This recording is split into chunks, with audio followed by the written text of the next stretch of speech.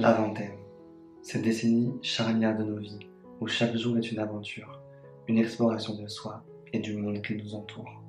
C'est une période de transition, où l'adolescence se fond progressivement dans l'âge adulte.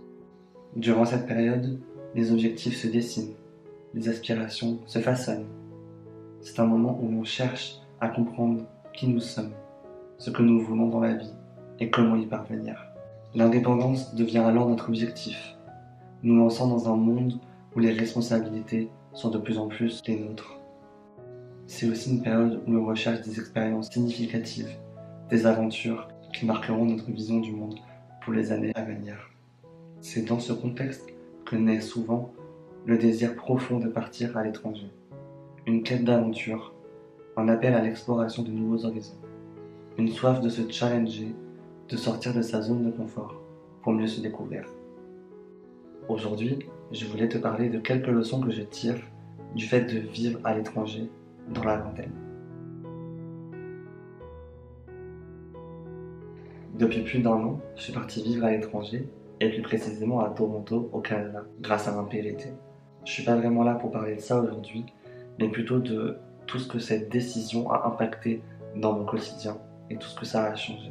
J'ai 25 ans et je suis en plein dans la phase un peu bizarre de transition entre la fin des études et le début de la vie active, entre la fin de l'adolescence et le début de la vie d'adulte.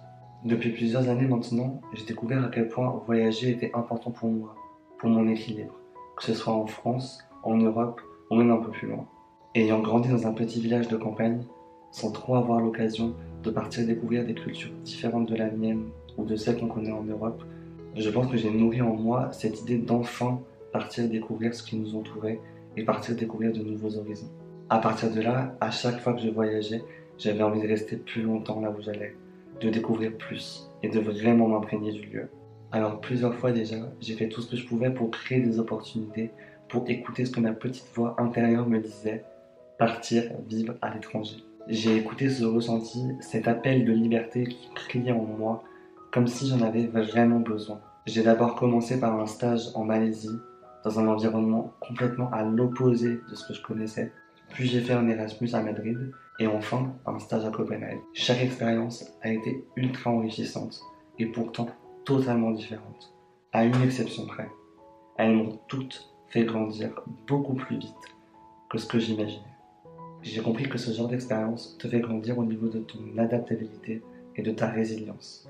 En vivant dans un pays différent, dans une culture différente, tu es forcément face à des situations inconnues beaucoup plus souvent que ce que tu aurais eu si tu étais resté dans ta zone de confort en France. Vivre à l'étranger, c'est vraiment un défi et un challenge de tous les jours. Tu te retrouves loin de tes repères, loin de ta culture, de tes proches, et clairement cette expérience te bouscule. Forcément, tu es obligé de t'adapter et de trouver des solutions pour continuer. Tu te forges pour ne pas baisser les bras à chaque obstacle, et petit à petit, tu apprends à être plus résistant pour le prochain coup dur.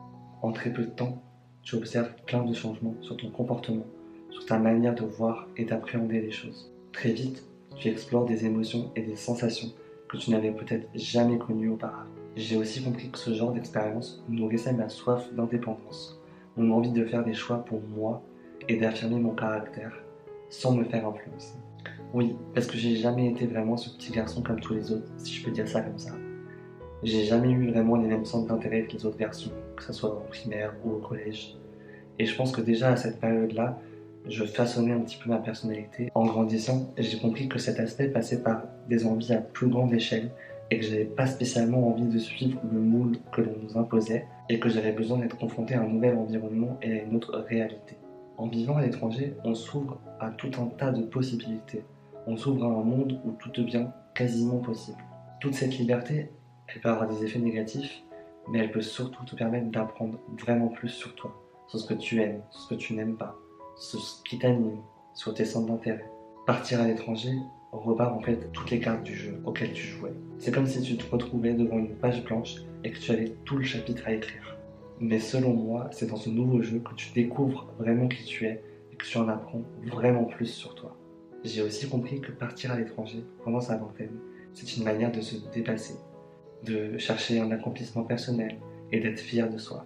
Certains trouvent ces sensations en allant faire un trek par exemple, d'autres en testant de nouvelles activités. Mais certains ont juste besoin de ne pas vraiment suivre le chemin qui a été tracé par ses proches et par la société, avec une vie bien tranquille et bien rangée. Au final, tu prends cette dure décision qui va complètement changer tes habitudes et qui va te challenger tous les jours. Mais au fond, ce challenge sera sûrement la plus belle preuve d'amour que tu puisses te faire et tu en ressortiras fier coûte que coûte. Car dans tous les cas, tu te seras ouvert sur le monde qui t'entoure. Au-delà de te faire mûrir, j'ai compris que vivre à l'étranger est une belle manière d'ouvrir son esprit et de changer sa perception des choses. C'est une manière d'apprendre de nouvelles cultures, de nouvelles traditions, une nouvelle langue, tout en s'imprégnant vraiment de ce nouvel environnement. La vingtaine est une période assez particulière où les expériences forgent notre pensée, où chaque rencontre, chaque défi, chaque sourire font partie de notre évolution. À l'heure où tu es à peine en train de te découvrir et juste avant de figer ton caractère et tes idées, la vingtaine est le moment parfait pour te confronter à de nouvelles idées, à des perspectives de vie totalement différentes et à des styles de vie totalement différents. Petit à petit, tu acceptes que ta réalité ne soit pas celle de tout le monde.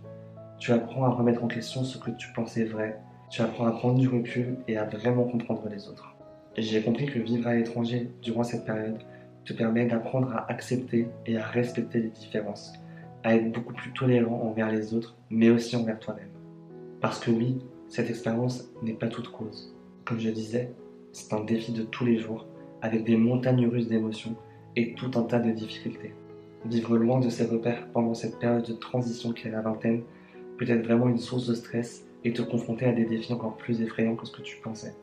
Alors que tu construis ton futur et la vie que tu souhaites vraiment, tu viens tout déconstruire en repartant à zéro, sans proche ni ligne directrice, alors que tu es dans une période où tu as peut-être le plus besoin de repères. Tu te rends vite compte que tout ce que tu vas construire ici, tu vas le construire tout seul, pour toi, alors que tes proches en France, eux, continuent leur vie et continuent d'évoluer à leur manière. J'ai compris que vivre à l'étranger pendant la vingtaine, c'est apprendre à accepter toutes ces émotions, à accepter que tu as ce genre de vie parallèle à celle de tes proches, et dans une réalité totalement différente. C'est aussi comprendre et accepter que ce n'est pas ton environnement qui doit changer au moment où tu en as besoin, mais que c'est toi qui veux évoluer et changer tout seul, en prenant parfois des décisions difficiles. J'ai aussi compris que c'est souvent être tiraillé entre plusieurs sentiments. C'est celui de se sentir chez soi, dans son nouvel environnement, et touriste quand tu vas en France, mais à la fois se rappeler que la France, c'est aussi là ta maison.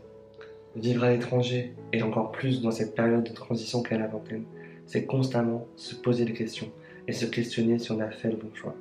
Vous l'aurez deviné, j'ai compris que vivre à l'étranger pendant la vingtaine, c'est un parcours de découverte de soi, un chemin vers l'adaptabilité et vers l'ouverture d'esprit et la confiance en soi. C'est en quelque sorte s'armer pour l'avenir avec la certitude que chaque défi surmonté nous rapproche de plus en plus de notre plein potentiel et de nos rêves.